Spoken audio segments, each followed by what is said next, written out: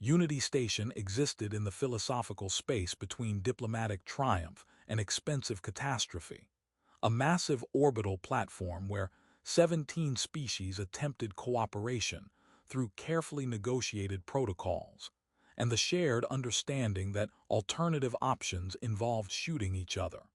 Lieutenant Adrian Cole walked its corridors with the casual wariness of someone who'd spent 3 years in combat zones, and now found diplomatic stations more stressful, because at least in combat you knew when people wanted you dead.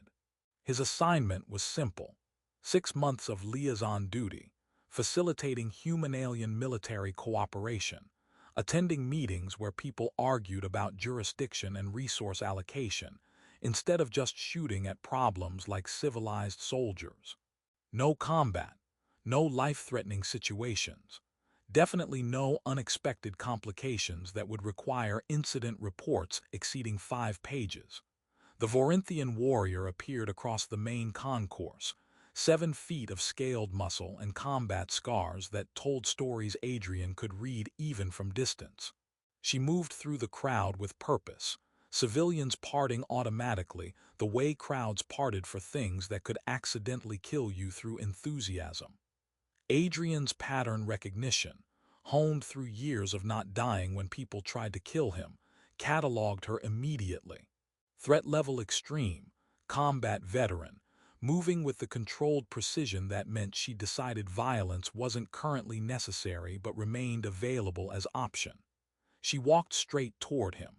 Adrian considered several escape routes, then remembered he was supposed to be diplomatic now, which meant running from alien warriors just because they looked intimidating was probably frowned upon.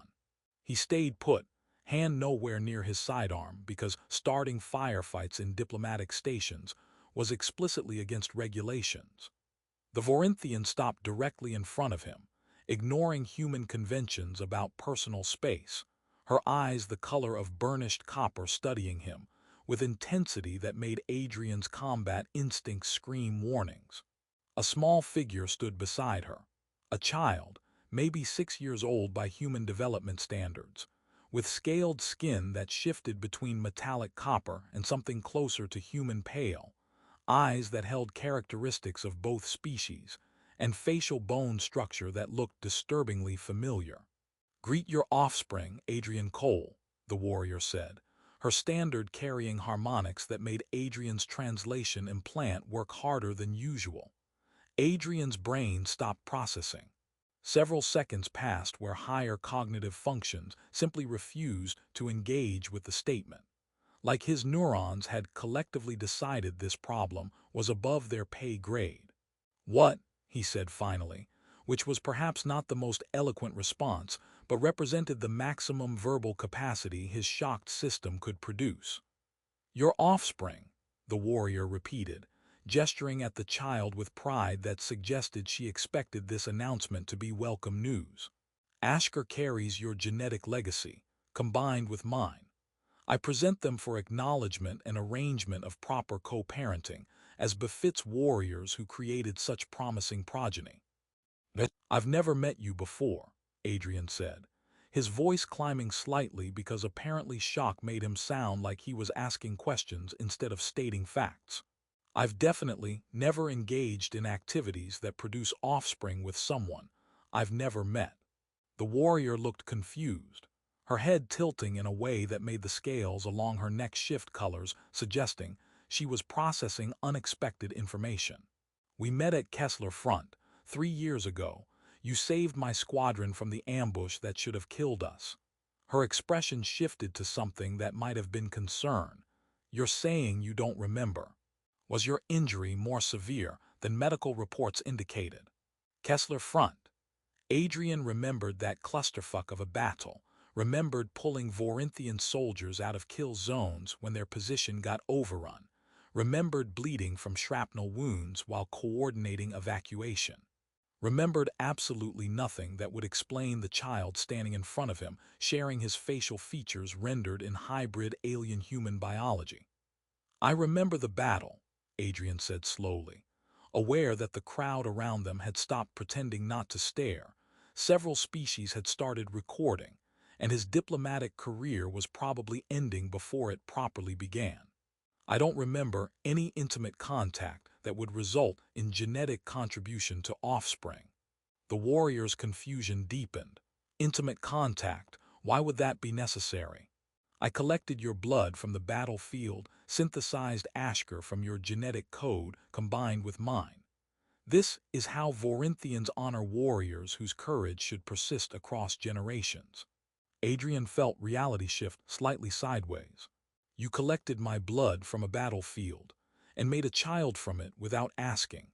Why would I ask permission to honor your genetic legacy?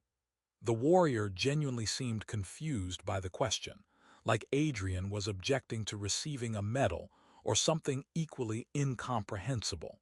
The child, Ashker, chose this moment to speak, their voice carrying the precise diction of someone who'd learned standard through formal education rather than casual conversation. Human genetic contributor appears distressed. Vorinthian parental unit. Did you explain the cultural context of genetic sampling before presenting me for acknowledgement? I'm explaining now, the warrior said, still looking at Adrian with confusion that was rapidly becoming concern. This is standard Vorinthian practice. You performed actions worthy of genetic immortalization. I ensured your courage and tactical skill would persist into the next generation. This is highest honor, not violation. Adrian opened his mouth, closed it, opened it again. Somewhere in his brain, the parts responsible for processing impossible situations were filing emergency requests for backup that would never arrive. I need to sit down, he said finally, and possibly file approximately 17 incident reports, and maybe scream into the void for a while. The warrior looked at Ashker with expression suggesting she was beginning to suspect human cultural protocols differed more significantly than she'd anticipated. Perhaps we should discuss this in less public venue. Perhaps we should discuss how you made a child from my DNA without asking, Adrian countered, volume rising despite diplomatic training that specifically covered not shouting at alien warriors in public spaces. Around them, the crowd was definitely recording now. Tomorrow's station news cycle would be spectacular. The medical bay's chief physician was a Catharian who'd seen enough interspecies biological situations to maintain professional composure through almost anything. Almost anything. The genetic verification results made them pause for several seconds before speaking. The child carries genetic markers from both claimed parents, they said carefully, displaying the analysis on holographic screens that showed DNA sequences mapped with colors Adrian didn't have names for. Human paternal contribution, Vorinthian maternal contribution, synthesized through advanced reproductive technology that bypasses traditional human conception entirely. Adrian stared at the screens showing his own genetic code woven through something that should be scientifically impossible. So she actually did make a child from my blood without consent. Consent.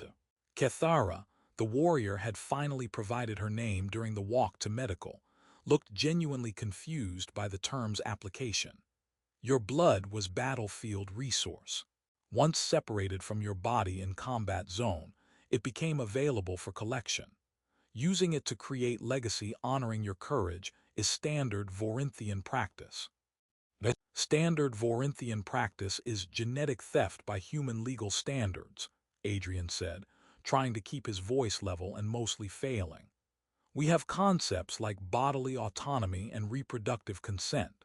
Those concepts generally require asking permission before using someone's DNA to make a person. Cathara's scales shifted through colors that Adrian's translation implant suggested meant confusion mixed with dawning alarm. But the act was honorable. You saved my squadron. Creating offspring from your genetic code ensures your tactical brilliance and courage persist across generations. Why would this require permission? Because it's my genetic material. Adrian's volume control was completely gone now. Diplomatic training abandoned in favor of expressing the existential horror of learning. He was father to a child who existed without his knowledge or consent. Because making a person from someone's DNA, without asking, is violation regardless of your cultural intentions. The physician interjected quietly. Both perspectives have validity within their respective cultural frameworks. Vorinthian species evolved under extreme environmental pressure, where opportunistic genetic sampling meant survival.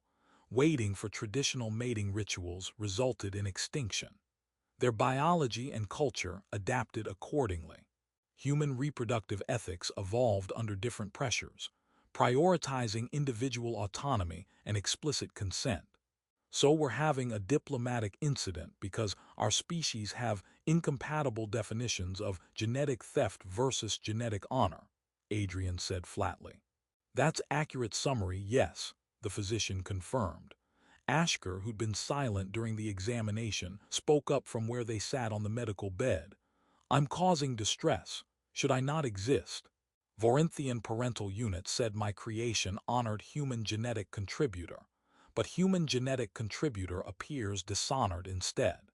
The child's voice carried no emotion, just analytical observation, but something in Adrian's chest twisted at hearing a 6-year-old calmly question whether their existence was mistake.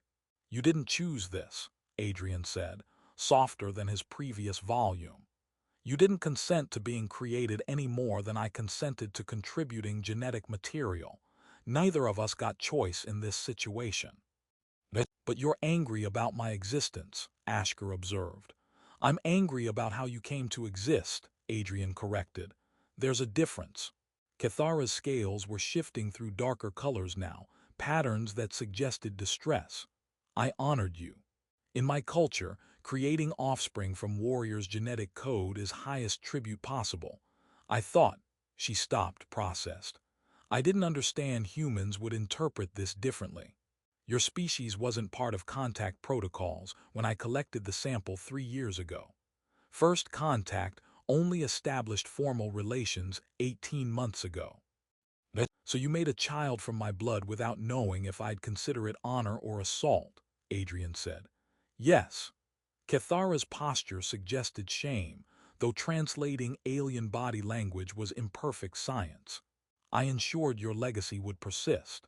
In my understanding, this was sacred gratitude for your courage. In my understanding, this is unauthorized genetic reproduction that violates every consent protocol humans have established, Adrian countered. The physician made notes on their display. This will require diplomatic consultation. Human and Vorinthian legal frameworks have no overlap regarding genetic sampling from combat zones. The act occurred before formal contact, in unregulated space, using biological material that Vorinthian law considers abandoned resource and human law considers personal property, even after separation from the body. So legally it's a mess, Adrian summarized. Legally it's unprecedented, the physician corrected. You're the first human-Vorinthian hybrid on record, the first case of Vorinthian genetic sampling involving human contributor, the first situation where cultural definitions of honor and violation are this completely incompatible. Ashker watched both parents with eyes that seemed too old for a 6-year-old body. What happens to me while you determine if my existence was crime or tribute? Nobody had good answer for that question. The diplomatic consultation involved 14 legal experts from 6 species, 3 mediators who specialized in first-contact cultural conflicts, and enough coffee to keep Adrian conscious through 8 hours of people arguing about whether genetic sampling from battlefields constituted assault or standard military resource collection, depending on which cultural framework you applied. Cathara sat across the conference table with posture suggesting she was attending her own trial, scales shifting through colors that Adrian was learning to read as emotional states. Darker copper meant shame. Lighter bronze meant defensive pride. The shifting between them meant she was struggling to reconcile her cultural conditioning with the human perspective insisting she'd committed violation. Vorinthian civilization survived 3 near-extinction events through opportunistic genetic sampling. Explained their cultural representative, a older warrior whose scales bore the intricate scarring patterns suggesting decorated military service. When environmental collapse reduced our population to critical levels, waiting for traditional mating meant species death. We adapted. Battlefield collection, medical waste utilization, any genetic material became sacred resource ensuring survival. This practice became embedded in our cultural values. Using worthy genetics to create next generation is highest honor we can offer. Human civilization developed bodily autonomy principles through different historical pressures. The human diplomatic liaison countered. Unauthorized genetic reproduction falls under assault classifications because we prioritized individual consent over collective survival. Our ethical frameworks protect reproductive autonomy even in extreme situations. So both sides are right, one mediator said, which makes resolution impossible because you can't simultaneously honor someone and violate them with the same action. You can if you're from different species with incompatible definitions, Adrian said tiredly. He'd been staring at Ashker through the conference room's observation window, watching the child receive testing to determine educational placement and cultural integration needs. The kid moved with Vorinthian combat grace but asked questions with human analytical precision, a hybrid in more than just genetics. Cathara followed his gaze. They're remarkable. Tactical assessment scores exceed Vorinthian standards for their age group. Analytical reasoning surpasses human baseline. Physical capabilities bridge both species' advantages. Her voice carried pride that made Adrian's conflicted feelings worse. Your genetics combined with mine created someone who could excel in either culture. That doesn't make unauthorized genetic sampling acceptable, Adrian said. I know. Cathara's scales darkened.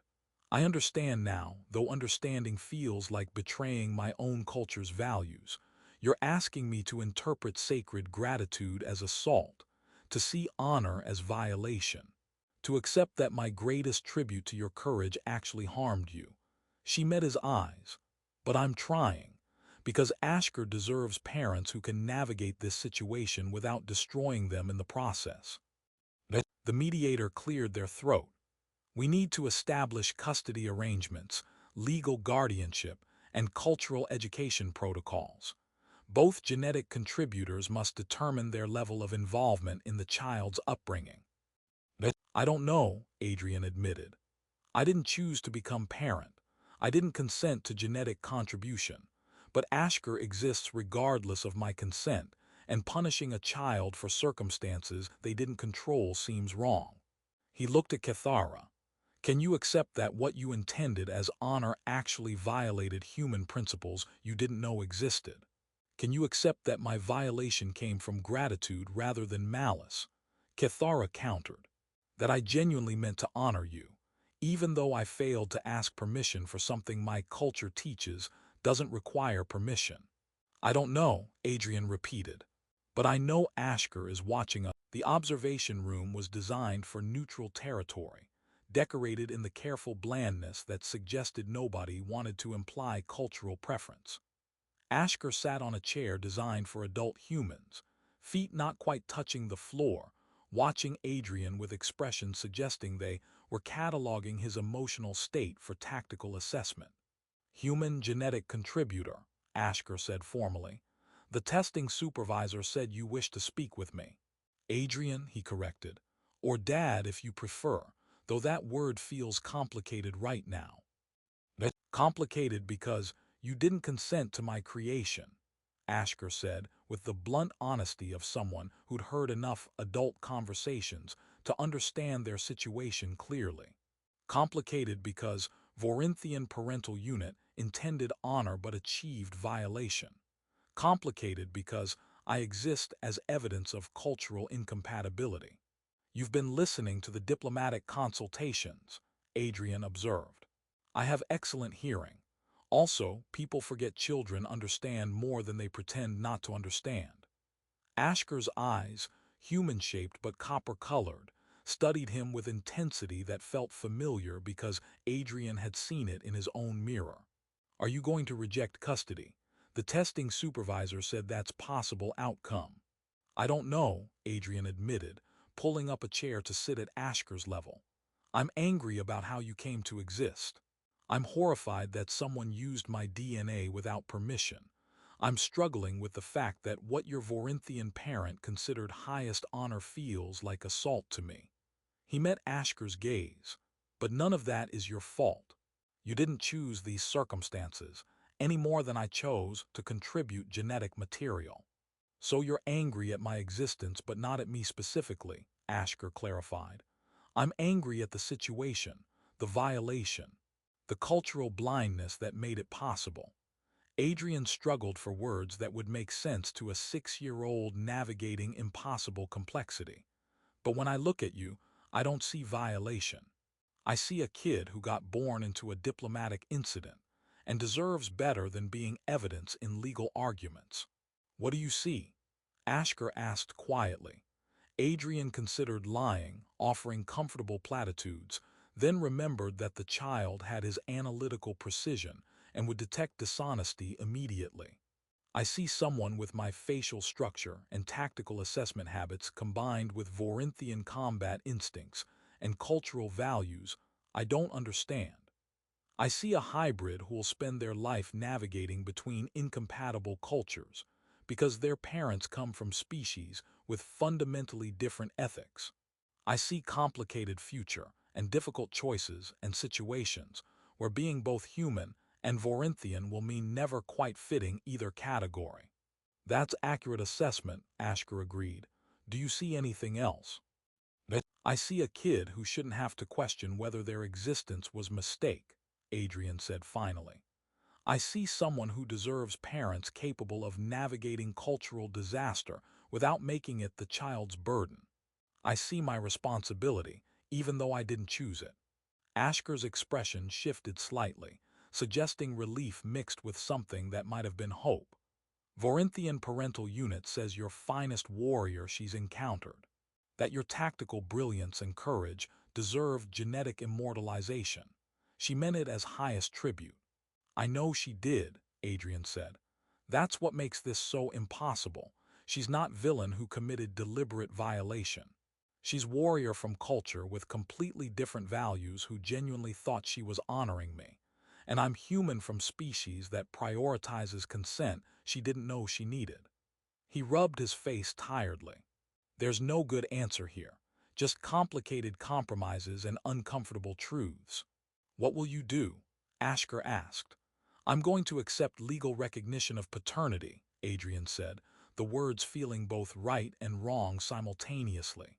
Not because I've forgiven the genetic sampling, not because I've accepted unauthorized reproduction as honor, but because you exist, and you deserve parent who won't punish you for circumstances you didn't control.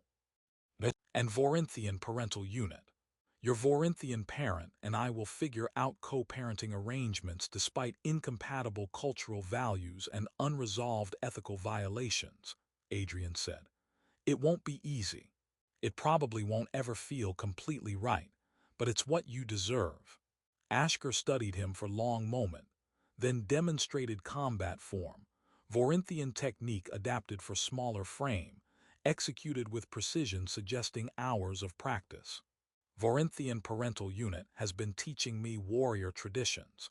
Will you teach me human combat methodology?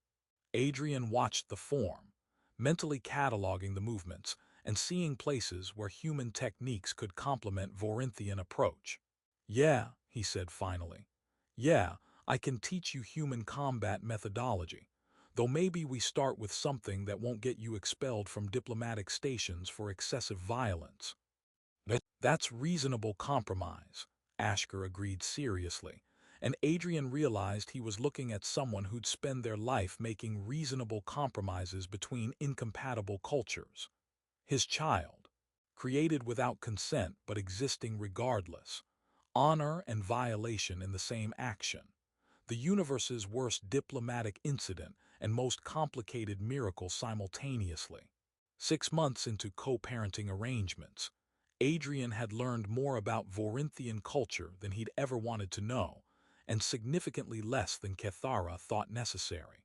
They met 3 times weekly in Unity Station's training facilities, teaching Ashker combat techniques from both species, while carefully avoiding conversations about the ongoing legal proceedings, determining whether genetic sampling constituted assault under galactic law. "Your stance is wrong," Kethara said, demonstrating proper Vorinthian defensive position. "Humans distribute weight too evenly. You need to be ready to shift direction instantly when opponent strikes. Human combat methodology prioritizes stability over mobility," Adrian countered, showing Ashker the human approach. "We accept being slightly slower to redirect if it means maintaining better balance when hit." Ashker absorbed both techniques, adapting them into hybrid style that used Vorinthian mobility with human stability principles. The kid was terrifyingly good at synthesizing approaches that should be incompatible, finding ways to make contradictory methodologies complement each other. "Like my genetic contributors," Ashker observed, executing combination that shifted between combat styles mid-sequence.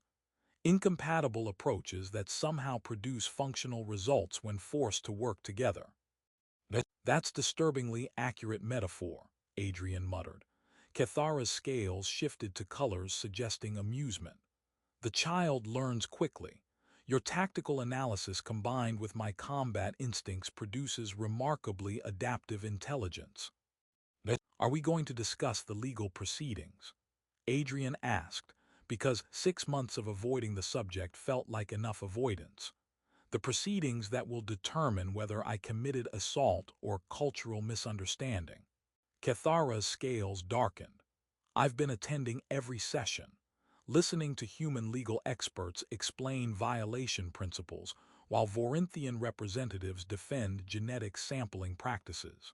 Learning that actions I considered highest honor actually harmed you in ways my culture has no framework to understand." She paused mid-form demonstration. "I can't undo what I did. Can't retroactively ask permission for genetic sampling that occurred 3 years before I understood humans required such permission. Can't make your violation disappear by explaining it was meant as tribute." "No," Adrian agreed. "You can't undo it. That's what makes this so impossible. But I can try to prevent similar situations," Kethara continued. "I've been working with Vorinthian Diplomatic Corps, developing consent protocols for genetic sampling involving species with different ethical frameworks. Teaching other warriors that battlefield resource collection requires different approach when dealing with cultures that consider separated genetic material personal property." Her expression shifted to something resembling regret. "I can't fix what I did to you, but maybe I can prevent doing it to others." Ashker watched both parents with analytical attention that suggested they were learning more from observing adult compromise than from combat technique demonstrations. "You're both trying to navigate impossible situation without destroying me in the process." "That's accurate," Adrian confirmed, "even though you can't forgive each other." "Also accurate," Kethara agreed. "Is that sufficient?" Ashker asked. "Functional co-parenting built on unresolved violation and incompatible ethics." Adrian looked at Kethara, finding his own conflicted feelings reflected in her expression. "I don't know if it's sufficient, but it's what we're managing. You deserve parents who can work together despite catastrophic cultural dissonance, even if that means neither of us gets complete resolution. The legal proceedings will likely conclude that genetic sampling was cultural misunderstanding rather than deliberate assault," Kethara said quietly. "Because intent matters in galactic law, and my intent was honor even though my action achieved violation. But that won't change what I did to you. Won't make unauthorized reproduction acceptable just because I meant well." "No," Adrian agreed. "It won't change what happened, but maybe it establishes precedent preventing similar situations.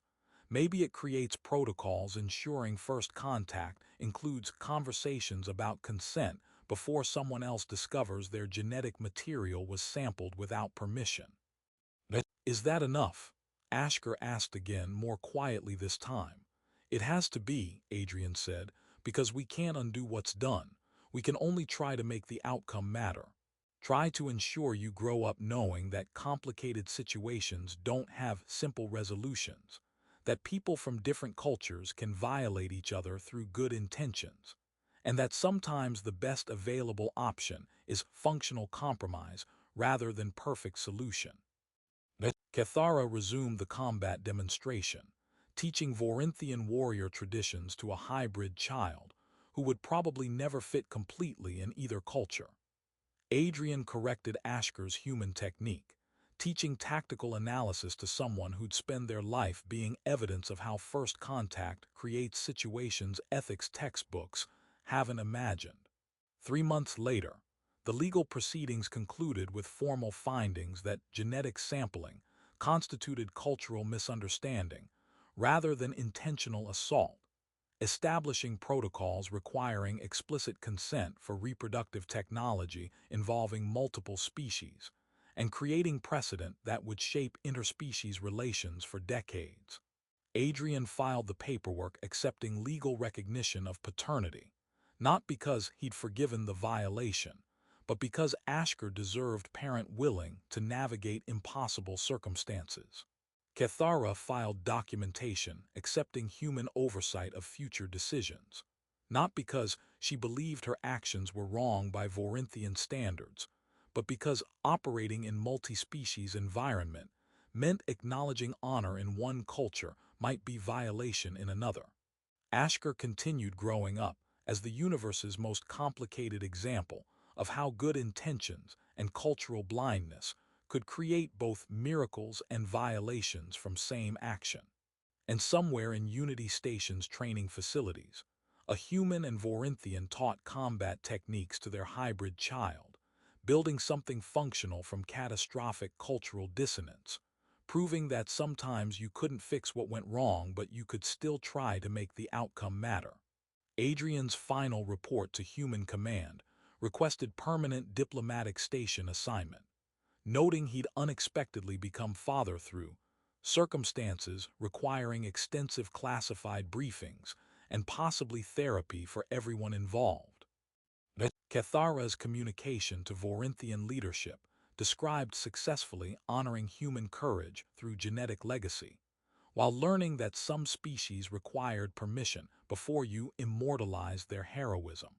Ashker's educational assessment noted exceptional tactical abilities, adaptive combat methodology, and concerning tendency to question whether complex situations required simple ethical resolutions. The genetic sampling remained unresolved violation that legal proceedings classified as cultural misunderstanding, but the human and Vorinthian found ways to co-parent anyway, navigating shared responsibility for a child born from honor and violation simultaneously, neither able to fully forgive the circumstances, but both refusing to make those circumstances Ashker's burden. Sometimes that was enough. Sometimes functional compromise was the only available victory when first contact revealed how catastrophically different species could interpret the same action. And sometimes a child born from battlefield blood and cultural blindness could become something remarkable despite, or perhaps because of, the impossible circumstances of their existence.